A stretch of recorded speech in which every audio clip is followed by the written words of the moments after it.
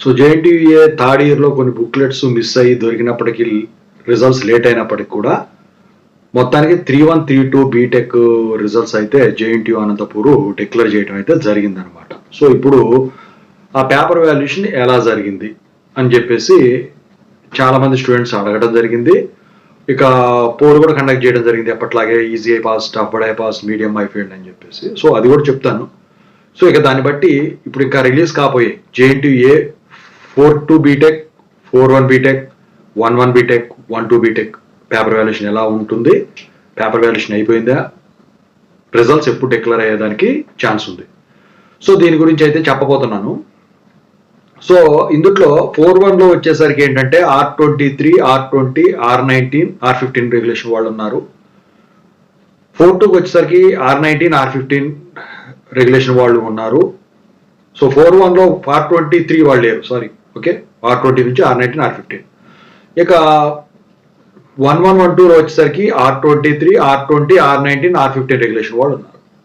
So ముందుగా దాని గురించి చెప్పబోయే ముందు అందరూ కూడా కంపల్సరిగా టెలిగ్రామ్ ఛానల్ ఏదైతే ఉందో తెలుగు ఇంజనీరింగ్ ఎడ్యుకేషన్లో డిస్క్రిప్షన్లో జాయిన్ అవ్వండి. దాంట్లో మీకు ఏమైనా డౌట్స్ ఉంటే కాల్ మీ 4 ద్వారా కాల్ చేయొచ్చు.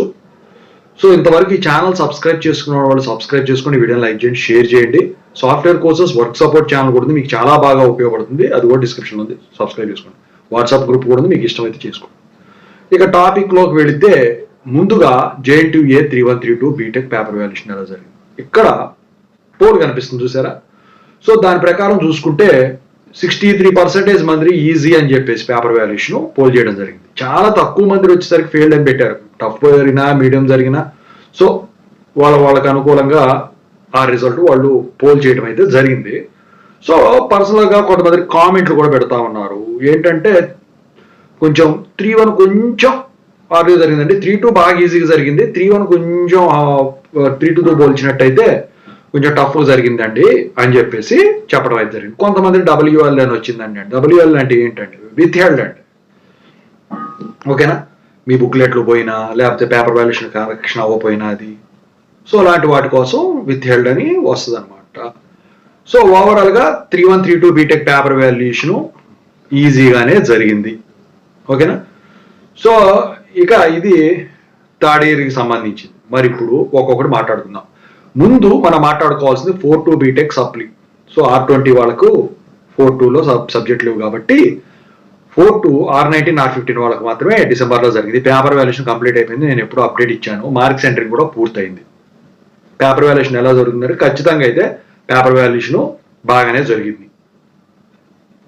సో ఎప్పుడు కూడా జరిగేది అదే, రాసిన వాళ్ళు రాసినట్టు పాస్ అయిపోతారు. ఒకవేళ ఇందులో ఫెయిల్ అయినా మళ్ళీ సమ్మర్లో ఇంకో ఛాన్స్ ఉంటుంది 4-2కి. సో ఆ రిజల్ట్స్ ఎప్పుడు వస్తాయి దాని గురించి చెప్తాను తర్వాత ఇందులో. ఇక తర్వాత మాట్లాడుకోవాల్సింది 4-1 బీటెక్. ఇందులో R20, R19, R15 రెగ్యులేషన్ వాళ్ళు ఉన్నారు. సో పేపర్ వాల్యుయేషన్ వచ్చేసరికి ఇది కూడా కంప్లీట్ అయిపోవడం అయితే జరిగింది. సో మార్క్స్ ఎంట్రీ కూడా ఎప్పుడో స్టార్ట్ అయ్యి ఉంటుంది. నాకు తెలిసి అది కూడా ఈ పాటికి అయిపోయి ఉండాలి. ఇంకా మిగిలిందల్లా 4-2 కానీ 4-1 కానీ ఈ ఇంటర్నల్స్ ఎక్స్టర్నల్స్తో మ్యాప్ చేయటం, రిజల్ట్స్కి లింక్ అప్డేట్ చేయటం. సో పేపర్ వాల్యుయేషన్ ఎలా జరుగుద్ది అంటే 4-1 బీటెక్ పేపర్ వాల్యుయేషన్ అయితే జేఎన్టీయూ అనంతపూర్ది స్ట్రిక్ట్గానే జరుగుతుంది. కానీ మిగతా అన్ని సెమిస్టర్స్తో పోల్చినట్టయితే కొంచెం లిబరల్గా జరుగుద్ది అని చెప్పేసి నేనైతే ఎప్పుడు చెప్తా ఉంటాను. అదే జరుగుద్ది ఈసారి కూడా, ఎందుకంటే ఇవన్నీ కూడా యూనివర్సిటీలో జరిగేది కాబట్టి. సో ఒకవేళ ఫెయిల్ అయినా మళ్ళీ ఇంకో ఛాన్స్ సమ్మర్లో ఉంటుంది మీకు. సో 4-1 బీటెక్ రిజల్ట్స్ ఎప్పుడు చెప్తాను అది కూడా. సో ఇక 4-1, 4-2 బీటెక్ రిజల్ట్స్ రెండు ఒకేసారి వస్తాయి. అది ఎప్పుడు వస్తాయి అంటే నాకు తెలిసి 16, 15 లోపే మీకు ఈ రిజల్ట్స్ వచ్చేదానికి ఛాన్స్ ఉంది మ్యాక్సిమం. నాకు తెలిసి అయితే నేను 16వ తారీఖు వస్తాయని చెప్పేసి నేనైతే ఎక్స్పెక్ట్ చేస్తా ఉన్నా, 15 కానీ 16 కానీ. సో ఆ రెండిట్లో వచ్చేదానికి ఛాన్స్ ఉంది, ఓకేనా. 4-1, 4-2 బీటెక్ సంబంధించింది అది. ఇక నెక్స్ట్ 1-1, 1-2 గురించి మాట్లాడుకుంటే 1-1 రెగ్యులర్ వాళ్ళు ఉన్నారు, 1-2 సప్లీ వాళ్ళు ఉన్నారు, 1-1లో కూడా సప్లీ వాళ్ళు ఉన్నారు. అయితే ఈ పేపర్ వాల్యుయేషన్ ఏదైతే ఉన్నదో ఇది కూడా కంప్లీట్ అయిపోవడం అయితే జరిగింది. సో మార్క్స్ ఎంట్రీ ప్రాసెస్ అయితే రీసెంట్గా స్టార్ట్ చేయటం అయితే మొదలెట్టారు అని చెప్పేసి ఒక అప్డేట్ అయితే ఉంది. అయితే పేపర్ వాల్యుయేషన్ ఎలా జరిగింది? సో బేసిక్స్ వాళ్ళు పేపర్ వాల్యుయేషన్ చేస్తారు కాబట్టి 1112 జేఎన్టీ ఏది రూల్స్ ప్రకారమే జరుగుతుంది, యూనివర్సిటీలో జరుగుతాయి కాబట్టి చాలా నిదానంగా చాలా జాగ్రత్తగా చేస్తారు. మీరు నాకు తెలిసి జేఎన్టీ అనంతపూర్లో ఫస్ట్ ఇయర్ స్టూడెంట్స్ కూడా చాలా బ్రైట్గా ఉన్నారు. ఇప్పుడు ఫైనల్ ఇయర్ వరకు వచ్చిన వాళ్ళని కూడా చూస్తా ఉన్నాను, నేను వెళ్ళిపోయిన వాళ్ళని కూడా చూశాను.